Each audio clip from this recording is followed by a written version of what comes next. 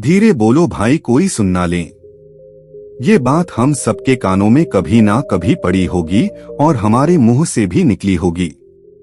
लेकिन सोचने की बात यह है कि यह वाक्य कब कब हमारे मुंह से निकलता है और कब कब हमारे कानों में पड़ता है। क्योंकि ऐसी कम ही गुप्त राज होते हैं जो हम दूसरों के कानों में पड़ने नहीं देना चाहते। अक्सर परिवार में अशांति का कारण हम स्वयं ही होते हैं। हम इस बात को देख पाए भले ना देख पाए, पर ये असल सत्य है।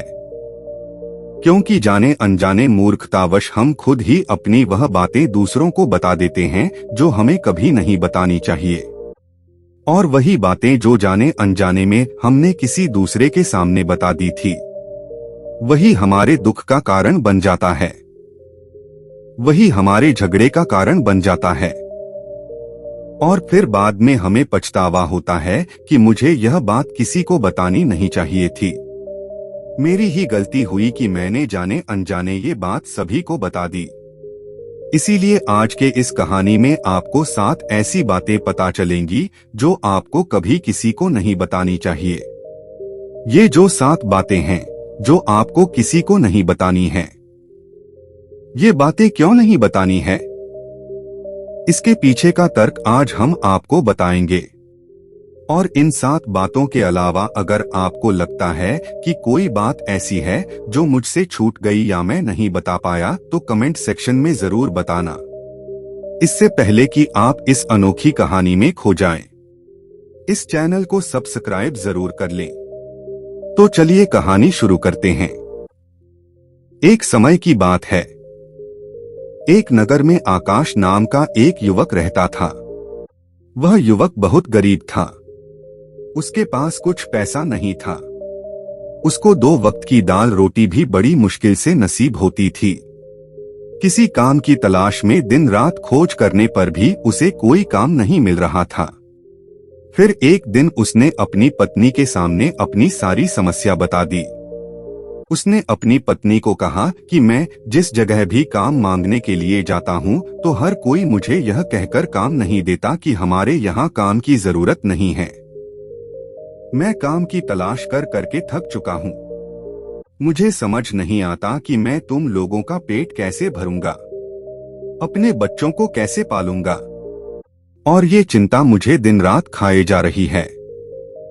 इस बात को सुनकर उसकी पत्नी ने कुछ देर सोचा और कर कहा कि तुम एक आदमी के पास एक बार ही काम मांगने के लिए जाते हो। जब वह काम नहीं देता तो तुम दोबारा उसके पास जाते तक नहीं हो। अगर तुम्हें उनसे काम लेना है तो तुम्हें हमदर्दी जतानी होगी। तुम्हें उनसे हमदर्दी हासिल करनी होगी, अपनी गरीबी दिखानी होगी ताकि वो लोग तुम्हारी मजबूरी समझकर तुम्हें काम पर रख लें।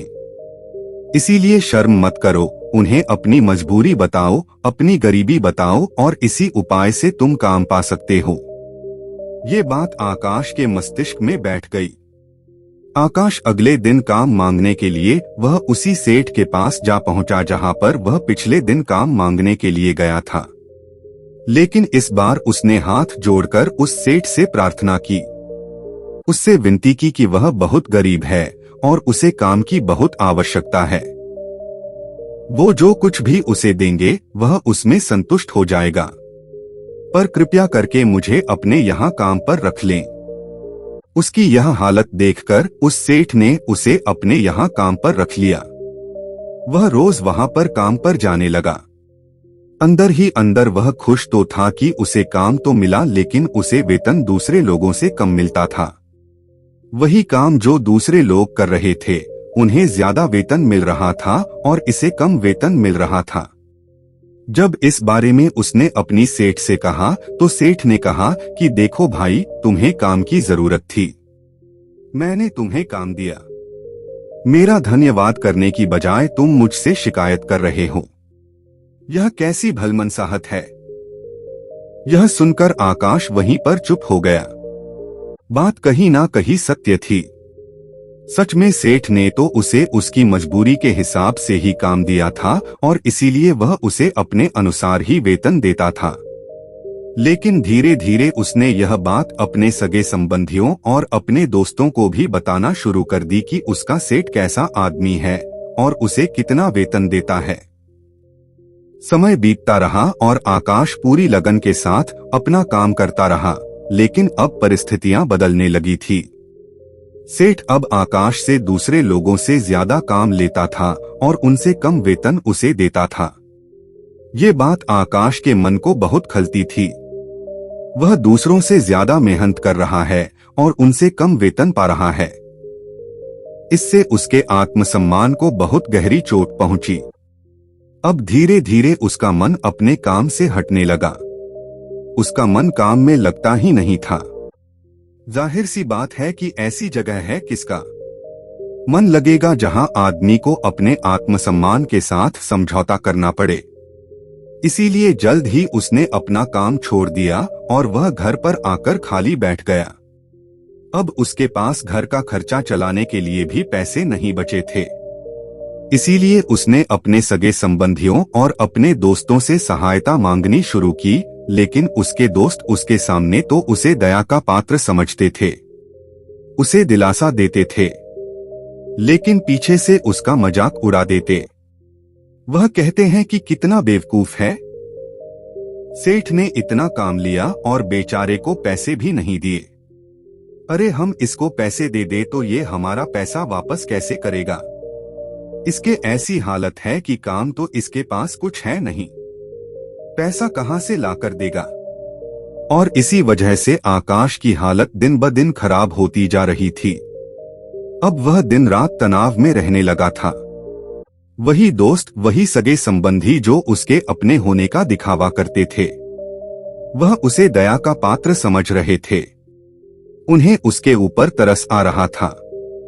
सब लोग आकर उसे ज्ञान तो बहुत देते थे, लेकिन कोई सहायता नहीं करता था।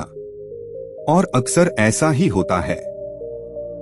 जान देने वाले तो बहुत मिल जाते हैं, लेकिन मदद करने वाले, उंगली पकड़कर हाथ पकड़कर आगे चलाने वाले कितने लोग मिलते हैं। एक दिन उसे पता चला कि पड़ोस के गांव में एक बौद्ध भिक्षु आया हुआ है जो बहुत ही ज्ञानी है। आकाश इतना तनाव में था कि उसे कोई रास्ता नजर ही नहीं आ रहा था। इसीलिए जाने अनजाने वह उस बौद्ध भिक्षु के पास पहुंच जाता है। वहां पहुंचकर वो सीधे उनके पैरों में गिरकर रोने लग जाता है। वह रोते रोते उन्हें अपनी सारी परिस्थिति बताता है। उसे बताता है कि किस तरह उसके सेठ ने उसका फायदा उठाया और उसके सगे संबंधी उसके साथ कैसा व्यवहार रखते हैं। सारी बातें सुनकर बौद्ध भिक्षु ने उसे चुप कराते हुए कहा कि भंते, यह सारी समस्याएं तुम्हारी बुद्धिहीनता, तुम्हारी मूर्खता के कारण उत्पन्न हुई है। अगर तुम्हारे अंदर विवेक होता तो इनमें से एक भी समस्या तुम्हारी चित्त को दुखी नहीं कर सकती थी। लेकिन तुमने अपने अविवेक के कारण, अपनी मूर्खता के कारण खुद ही अपने रास्ते में कांटे बिछा दिए। आज मैं तुम्हें 7 बातें बता रहा हूँ जो भूल कर भी किसी को मत बताना, और इन बातों का अनुसरण करते हुए तुम बाहर से मिलने वाले दुखों को तो दूर कर ही सकते हो जो बेवजह दुनिया की वजह से तुम्हारे अंदर पनपते हैं। पहली बात जो किसी को नहीं बतानी चाहिए वह है अपनी मजबूरी। अपनी मजबूरी का दिखावा करके दूसरों का दया पात्र बनकर उनकी सहायता देने की गलती कभी मत करना। हो सकता है कि आज वह तुम्हारी मजबूरी देखकर तुम्हारी सहायता कर दें, लेकिन कल वह तुम्हारा फायदा उठाने से भी नहीं चूकेगा। और अगर फायदा भी नहीं उठाया तो दूसरों के सामने तुम्हारा मजाक बनाने में वह आदमी कभी नहीं चूकेगा। इसीलिए कभी भी अपनी मजबूरी का दिखावा मत करो। अगर घर में 2 रोटी है, सूखी रोटी है, तो वही खाकर सो जाओ, लेकिन दूसरों को इसके बारे में भनक तक नहीं लगनी चाहिए। जरा आप खुद सोचो, मजबूरी बताने का क्या प्रयोजन होता है एक इंसान का? या तो वह दूसरों से सहानुभूति हासिल करना चाहता है, या उनसे कोई आर्थिक मदद चाहता है। लेकिन अगर दोनों ही परिस्थितियां आप देखें तो दूसरा आदमी आपका फायदा उठाने से नहीं चूकेगा। अगर वह फायदा नहीं भी उठाएगा तो अपनी नजर में तो वह आपको मूर्ख ही समझेगा। बेवकूफ समझेगा और दूसरों के सामने आपका मजाक तो जरूर बनाएगा। इसीलिए अपनी मजबूरी के बारे में कभी किसी को मत बताना। दूसरी बात जो किसी को भी नहीं बतानी चाहिए वह है अपनी अतीत की गलतियां और भविष्य की रणनीति। जरा सोचो कि अगर हम अपने अतीत की गलतियां किसी दूसरे को बताते हैं तो उसका क्या प्रभाव होगा। वह गलतियां ठीक तो नहीं की जा सकती, तो उन्हें बताने का क्या प्रयोजन है जाता है। आप अपने अंधेरे पक्ष को खुद दुनिया के सामने बता रहे हो, खुद अपनी गलतियां दूसरों के सामने बता रहे हो। इससे उस आदमी की नजर में आपका एक चरित्र घटित हो जाएगा और वह भविष्य में हमेशा आपको उसी नजरिए से देखेगा। इसीलिए किसी भी आदमी की नजर में अपना चरित्र गठित मत होने दो। और जरा सोचो कि आप व्यर्थ में ही अपने भविष्य की रणनीतियां दूसरों के सामने बता रहे हो, जो लोग आपके काम का हिस्सा ही नहीं हैं। उनके सामने अपनी भविष्य की रणनीतियां अपनी डींगे हाँकने का क्या फायदा।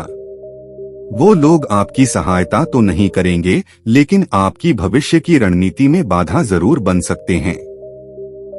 आप खुद अपने विवेक का इस्तेमाल करिए और सोचिए कि आपके साथ भी ऐसा हुआ है कि आपने अपनी भविष्य की रणनीति किसी को बताई हो और वह कामयाब ही ना हुई हो। जरूर हुआ होगा, जरा गौर से सोचिए। तीसरी बात जो किसी को नहीं बतानी चाहिए वह है अपने घर की बातें।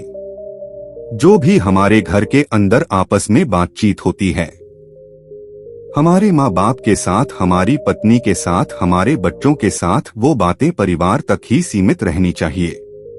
अगर आप इन बातों का दूसरों के सामने ढिंढोरा पीटते हो तो दूसरों को आपके घर में घुसने का एक मौका मिल जाता है और वो इसका फायदा उठाने से कभी नहीं चुकेंगे। वह आपके परिवार के सदस्यों को आपसे दूर लेकर जाने की कोशिश करेंगे। अक्सर ऐसा होता है, हम समाज में देखते हैं कि हम अपने घर के झगड़ों को कम करने के लिए उन झगड़ों को अपने पड़ोसियों और दूसरे सगे संबंधियों को बता देते हैं, लेकिन इससे आपको सहायता कभी नहीं मिली होगी, बल्कि आपके घर की लड़ाई झगड़े और ज्यादा बढ़ गए होंगे। अगर आप अपने माँ बाप की बात दूसरों को बताएंगे तो आपके माँ बाप को बुरा लगेगा ही कि हमारा बेटा हमसे बताए बगैर दूसरों को यह बातें बता रहा है। इसीलिए अपने घर की बातें और अपने घर की लड़ाई झगड़े किसी के सामने मत बताना।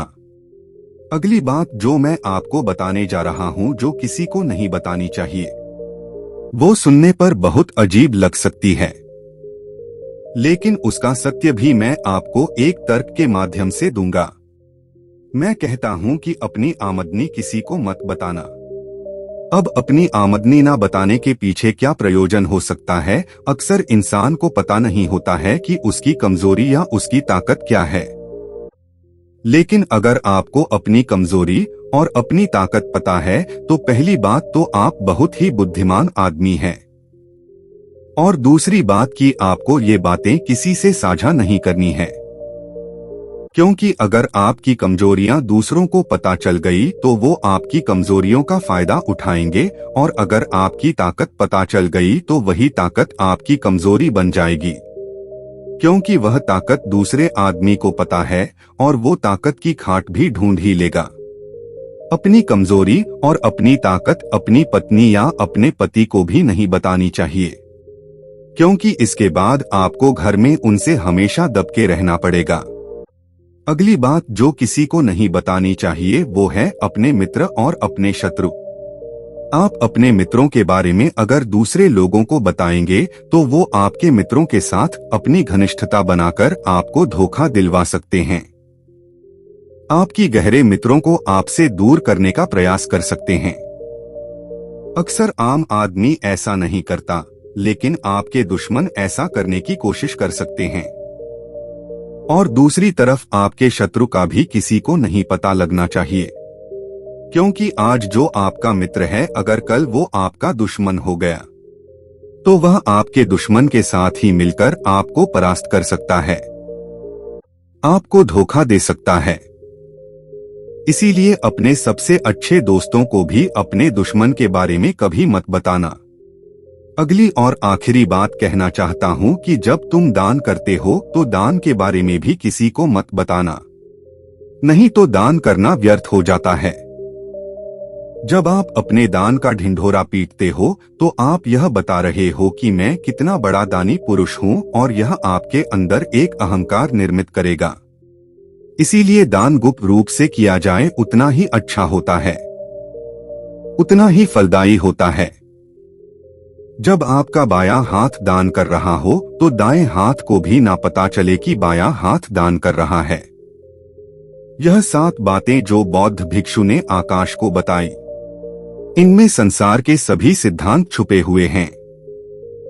इन बातों का अनुसरण करते हुए आप अपने घर में सुख शांति बना सकते हैं और घर के झगड़े हमेशा के लिए दूर कर सकते हैं।